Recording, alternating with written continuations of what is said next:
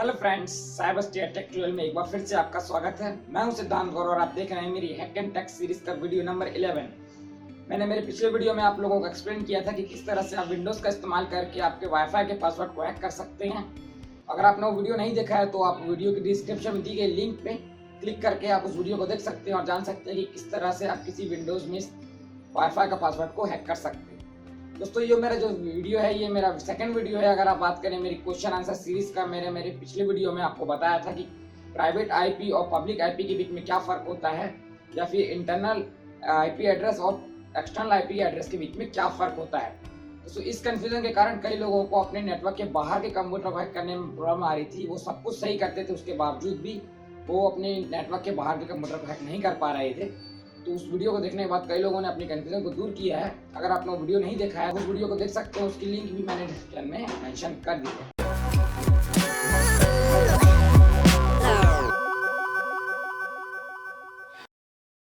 आज के वीडियो में दोस्तों मैं आपका एक कंफ्यूजन दूर करने वाला हूं। दोस्तों, कई लोगों को स्टैटिक आईपी और डायनेमिक आईपी के बीच में कंफ्यूजन है और इसके कारण भी लोग सब कुछ सही करने के बावजूद भी अपने नेटवर्क के बाहर के कंप्यूटर को हैक नहीं कर पा रहे हैं, और कई लोग तो नेटवर्क के अंदर भी कंप्यूटर हैक करने में अनसक्सेस होते हैं। दोस्तों, ये एक नई प्रकार की कंफ्यूजन है। इसमें क्या होता है कि दोस्तों आप एक बार किसी कंप्यूटर को हैक कर लेते हैं, उसका जैसे ही आप इंटरनेट से डिस्कनेक्ट होते हैं और दोबारा जब नेट से कनेक्ट होते हैं तो उस कंप्यूटर को एक्सेस नहीं कर पाते हैं। तो इसके पीछे भी दोस्तों आईपी एड्रेस से रिलेटेड एक कंफ्यूजन है। तो आज का जो वीडियो है इसमें आप लोगों को उसी कंफ्यूजन के बारे में बताने वाला हूँ, और ऐसा क्यों होता है और इससे किस तरह से बचा जाए, तो मैं इस वीडियो में आपको एक्सप्लेन करूंगा। सबसे पहले दोस्तों मैं आपको स्टैटिक आईपी और डायनेमिक आईपी क्या होता है एक्सप्लेन कर देता हूँ। अभी आप इंटरनेट चलाते हैं तो आपकी वहाँ पे पर्टिकुलर आइडेंटिटी होती है जिसको आईपी एड्रेस कहा जाता है। यानी कोई भी डिवाइस जो इंटरनेट से कनेक्टेड है उसकी आइडेंटिटी होती है जिसको आईपी एड्रेस कहा जाता है।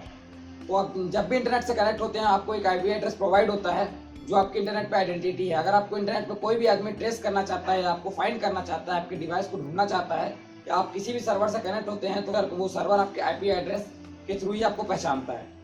ठीक है दोस्तों, जब भी आप इंटरनेट से कनेक्ट होते हैं आपको वहाँ से एक आईपी एड्रेस प्रोवाइड होता है। फॉर एग्जांपल आपका आईएसपी एयरटेल है, तो आपने एयरटेल से कोई इंटरनेट कनेक्शन लिया है, तो आप जब भी एयरटेल से कनेक्ट होंगे तो आपको आईपी एड्रेस कौन प्रोवाइड करेगा? एयरटेल।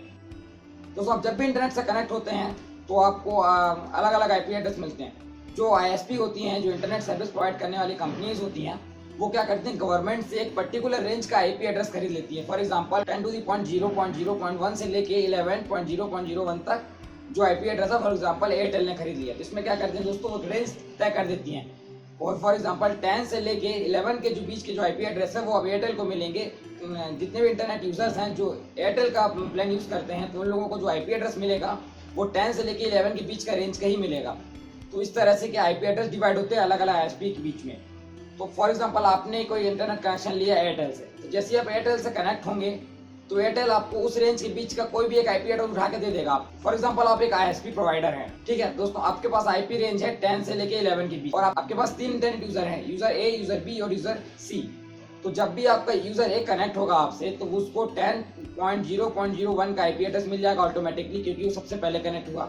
उसके बाद जैसे ही यूजर बी कनेक्ट होगा तो उसको 0.2 आईपी एड्रेस मिल जाएगा, और जैसे यूजर सी कनेक्ट होगा तो उसको 0.3 का आईपी एड्रेस मिल जाएगा। ठीक है दोस्तों, जैसे ही एक डिस्कनेक्ट होता है और उसके बाद फिर बी भी डिस्कनेक्ट होता है और फिर सी भी डिस्कनेक्ट हो जाता है, और नेक्स्ट टाइम जब जो भी पहले कनेक्ट होगा तो उसको 0.1 का आईपी एड्रेस प्रोवाइड होगा। तो इसको बोलते हैं डायनेमिक आईपी एड्रेस। इसमें क्या होता है, जो भी पहले आके कनेक्ट होता है उसको पहले रेंज का पहला आईपी एड्रेस मिलता है, और जैसे जैसे लोग बाद में आते जाते हैं उनको अलग अलग आईपी एड्रेस मिल जाता है। तो इसको कहते हैं डायनेमिक आईपी। इसमें क्या होता है, आपका आईपी एड्रेस फिक्स नहीं है, आपका आईपी एड्रेस लगातार चेंज होते रहता है। जैसे आप इंटरनेट से कनेक्ट होकर डिस्कनेक्ट होकर दोबारा कनेक्ट होंगे तो आपका आईपी एड्रेस चेंज हो जाएगा, क्योंकि उस रेंज जिस आईपी एड्रेस आप पहले कनेक्ट हुए थे अब उससे कोई दूसरा कनेक्ट हो चुका है, क्योंकि डीएचसीपी सर्वर इसी तरह से काम करता है। तो अगर आप नॉर्मल इंटरनेट यूजर है तो आपको इससे कोई परेशानी नहीं होगी, क्योंकि आपके आईपी एड्रेस कोई भी हो, आपको सिर्फ इंटरनेट चलाने से मतलब है। आपको और उसके अलावा आपको कोई भी चीज़ नहीं चाहिए, आपके मोबाइल में बस इंटरनेट चलना चाहिए, आपके कंप्यूटर में इंटरनेट एक्सेस होना चाहिए। लेकिन अगर आप एक एडवांस यूजर हैं, अगर आप एक साइबर सिक्योरिटी ऑफिसर हैं, या फिर आप कोई एथिकल हैकर हैं, या फिर आप नेटवर्क से रिलेटेड कोई भी काम करते हैं, तो आपको एक स्टैटिक आईपी की जरूरत पड़ती है। स्टैटिक आईपी दोस्तों वो होता है जो कोई भी आईएसपी कंपनी रहती है उसके लिए एक अलग रेंज तैयार करके रखती है। फॉर एग्जांपल मेरी एक आईएसपी कंपनी है, मेरी एक बहुत बड़ी आईएसपी कंपनी है, तो मैं थोड़ी बड़ी रेंज लेके रखता हूँ। फॉर एग्जांपल मैंने 10 से लेके 15 तक की आईपी एड्रेस की रेंज गवर्नमेंट से खरीद ली है। उसके बाद 10 से लेके 12 तक की जो रेंज है उसको मैंने रिजर्व कर दिया, यानी कि जो 13 से लेके 15 के बीच में जो आईपी एड्रेस है वो डायनेमिक आईपीज रहेंगे, यानी कि नया यूजर मेरे इंटरनेट से कनेक्ट होगा, मेरे आईएसपी से कनेक्ट होगा, तो उसको जो भी डायनेमिक आईपी मिलेगा, जो भी ऑटोमेटेड आईपी मिलेगा, वो रेंज 13 से लेके रेंज 15 तक के बीच का रहेगा, चाहे 13.1 रहे, चाहे 13.2 या फिर 15.1 रहे।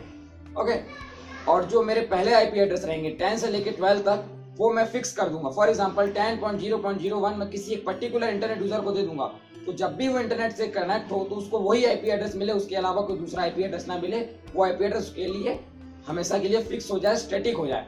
तो इस तरह का आईपी एड्रेस को बोलते हैं स्टैटिक आईपी। जो दोस्तों स्टैटिक आईपी आपको आपके आईएसपी से खरीदना पड़ता है, ये काफी महंगा आता है। तो स्टैटिक आईपी अगर आप खरीद लेते हैं तो इसके बाद क्या होगा कि आप जब भी इंटरनेट से एक बार कनेक्ट होंगे, तो उसके बाद जब भी आप इंटरनेट से कनेक्ट होंगे तो आपको आपका फिक्स आईपी एड्रेस मिलेगा, और डिस्कनेक्ट होने के बाद आपको दोबारा आपका वही आईपी एड्रेस मिल जाएगा। लेकिन अगर आप डायनेमिक आईपी लेकिन दोस्तों अगर आपने स्टैटिक आईपी नहीं लिया और आप डायनेमिक एंड डीएचसीपी सर्वर के अंडर आते हैं, तो आपका आईपी एड्रेस रैंडमली चेंज होता रहेगा, और जब भी इंटरनेट से कनेक्ट होंगे आपको हर बार एक नया आईपी एड्रेस प्रोवाइड करेगी आपके आईएसपी कंपनी। दोस्तों तो इस तरह से क्या होता है, आपका आईपी एड्रेस लगातार चेंज होते रहता है। तो जो नॉर्मल यूजर्स होते हैं इंटरनेट पे, या फिर आप हैं, हमें हुआ, तो उन लोगों को डायनेमिक आईपी एड्रेस प्रोवाइड करती है आईएसपी। तो जैसे कि आप कोई कंप्यूटर हैक करते हैं, फॉर एग्जांपल आपने आपका किसी एक आईपी एड्रेस से अपने कंप्यूटर को हैक किया, फॉर एग्जांपल 10.0.01 बैकडोर लगा के आपने किसी कंप्यूटर को हैक किया, तो आप जब तक आप इंटरनेट से कनेक्टेड है, आपने उस कंप्यूटर को हैक करके रखा हुआ है, आप उसको ऑपरेट कर रहे हैं। जैसे ही आपका आईपी एड्रेस, जैसे ही आप इंटरनेट से डिस्कनेक्ट होते हैं या फिर आपका विक्टिम इंटरनेट से डिस्कनेक्ट होता है, तो आपके बीच में लिंक टूट जाता है, ठीक है। उसके बाद जब दोबारा वो सामने वाला बंदा आप इंटरनेट से कनेक्ट होता है, तो आप उसके बावजूद आपका लिंक दोबारा कनेक्ट इसलिए नहीं होता क्योंकि दोस्तों अब दोनों के बीच में आईपी एड्रेस चेंज हो चुका है। आपने आपके ट्रोजन या फिर आपने बैकडोर में जो आईपी एड्रेस सेट किया था, वो आईपी एड्रेस चेंज हो चुका है। आपका आईपी एड्रेस आपने पहले सेट किया था, जो आपके विक्टिम का आईपी एड्रेस है वो चेंज हो गया है, फिर आप डिस्कनेक्ट हुए तो आपका आईपी एड्रेस चेंज हो गया है, क्योंकि आप लोग दोनों डीएचसीपी सर्वर से कनेक्टेड हैं। तो जब भी आप डिस्कनेक्ट होंगे, जब भी आप इंटरनेट से डिस्कनेक्ट होंगे, तो आपका आईपी एड्रेस चेंज होना ही तो तय है। तो यही कारण है दोस्तों कि आप एक बार किसी कंप्यूटर को हैक कर लेते हैं और तो इंटरनेट से डिस्कनेक्ट होने के बावजूद आप उस कंप्यूटर को दोबारा एक्सेस नहीं कर पाते हैं। इससे बचने के क्या तरीके हैं दोस्तों? सीधा तरीका है कि आपको एक स्टैटिक आईपी खरीदना पड़ेगा। अगर आपने स्टैटिक आईपी नहीं खरीदा या फिर आप स्टैटिक आईपी अफोर्ड नहीं कर सकते, तो मैं आपको फ्यूचर में एक तरीका बताऊंगा जिसको नो आईपी भी कहा जाता है या डायनेमिक डीएनएस कहा जाता है, जिसका इस्तेमाल करके आप किसी भी डायनेमिक आईपी को एक स्टैटिक आईपी में कन्वर्ट कर सकते हैं, उसको एक पर्टिकुलर डोमेन नेम देके। तो ये थोड़ा सा एडवांस तरीका है, इसको मैं आपको किसी प्रैक्टिकल वीडियो में करके दिखाऊंगा। लेकिन अभी इन्फो के लिए मैं आपको बता दूं कि दोस्तों आपको टेंशन लेने की बिल्कुल जरूरत नहीं है। आप बिना स्टैटिक आईपी एड्रेस खरीदे ही इंटरनेट पे हैकिंग कर सकते हैं, किसी भी कंप्यूटर को आप इंटरनेट से डिस्कनेक्ट होने के बावजूद दोबारा एक्सेस कर सकते हैं। दोस्तों मैं बता दूं स्टैटिक आईपी लेने के फायदे क्या हैं। स्टैटिक आईपी लेने के फायदे ये हैं दोस्तों कि फॉर एग्जांपल आप कोई वेबसाइट होस्ट करना चाहते हैं, आप चाहते हैं कि आपके कंप्यूटर पे आप किसी वेबसाइट को होस्ट करें, तो आप उस वेबसाइट को पर्टिकुलर डोमेन नेम दे देंगे। फॉर एग्जांपल मेरी ही वेबसाइट है cyberstate.com, तो मैं चाहता हूँ कि उसको मैं एक्सेस करूं cyberstate.com नाम से, तो मैं उस डोमेन नेम को किसी पर्टिकुलर आईपी एड्रेस पे सेट कर दूंगा, ठीक है। मुझे स्टैटिक आईपी की जरूरत पड़ेगी क्योंकि अगर मेरे पास डायनेमिक आईपी हो, अगर मैं डीएचसीपी सर्वर से कनेक्टेड हूं और मेरे पास एक डायनेमिक आईपी एड्रेस है, तो मेरी वेबसाइट को मैं किसी फिक्स्ड आईपी एड्रेस पे नहीं रख पाऊंगा और मेरा जो आईपी एड्रेस है वो लगातार चेंज होते रहेगा।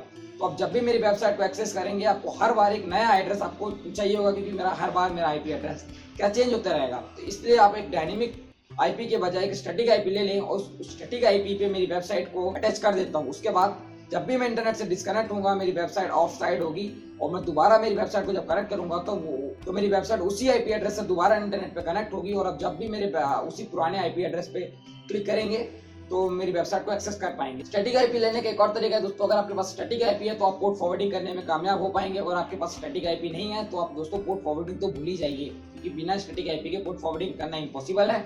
अगर आपके पास कोई फिक्स्ड आईपी नहीं है तो आप पोर्ट फॉरवर्ड किस पे करेंगे? फॉर एग्जांपल आपने कर भी दिया तो आपका वो आईपी एड्रेस चंद मिनटों में चेंज हो जाएगा और आपका पोर्ट फॉरवर्ड फेल हो जाएगा और आप किसी भी तरह का हैक करने में नाकामयाब रहेंगे। दोस्तों आपको एक स्टैटिक आईपी की जरूरत है, और अगर आप स्टैटिक आईपी नहीं ले सकते या फिर आप स्टैटिक आईपी आप अफोर्ड नहीं कर पाएंगे, तो मैं आपको एक तरीका बताऊंगा जिसको नो आईपी भी कहा जाता है, जिसमें मैं आपको बताऊंगा कि किस तरह से आप डायनेमिक आईपी को भी स्टैटिक आईपी की तरह यूज कर सकते हैं। आई होप दोस्तों ये वीडियो आपको काफी पसंद आया होगा और इस वीडियो में आपने आपकी कंफ्यूजन को दूर किया होगा। मैंने मेरे 2 वीडियोस के अंदर आपको private IP versus public IP बताया, और आज का जो वीडियो था इसमें मैंने स्टैटिक आईपी और डायनेमिक आईपी के बारे में आपको एक्सप्लेन किया। मुझे उम्मीद है दोस्तों इस वीडियो के बाद आपको आपका जो स्टैटिक आईपी और डायनेमिक आईपी के बीच में जो आपको कंफ्यूजन था वो आपका क्लियर हो गया होगा, और आप शायद आप जब भी कोई हैकिंग का बेस्ड काम करेंगे तो आपको उसमें आपको सक्सेस मिलेगी। और आप दोस्तों इस तरह के और इंटरेस्टिंग फैक्ट्स के बारे में जानने के लिए आप मेरा चैनल सब्सक्राइब कर लीजिए, क्योंकि मैं एथिकल हैकिंग, साइबर सिक्योरिटी या फिर किसी भी तरह के साइबर से रिलेटेड टॉपिक्स पे वीडियो बनाते रहता हूँ। हर हफ्ते आपके लिए नए नए वीडियोस मैं अपलोड करता हूँ, और आप जितना हो सके आप आईटी और साइबर से रिलेटेड आपके जो नॉलेज को उसको बढ़ाने की कोशिश करता हूँ। तो दोस्तों आज के मेरे वीडियो में बस इतना ही। मिलते हैं मेरे नेक्स्ट वीडियो में, जब तक के लिए good bye, take care, have a nice day.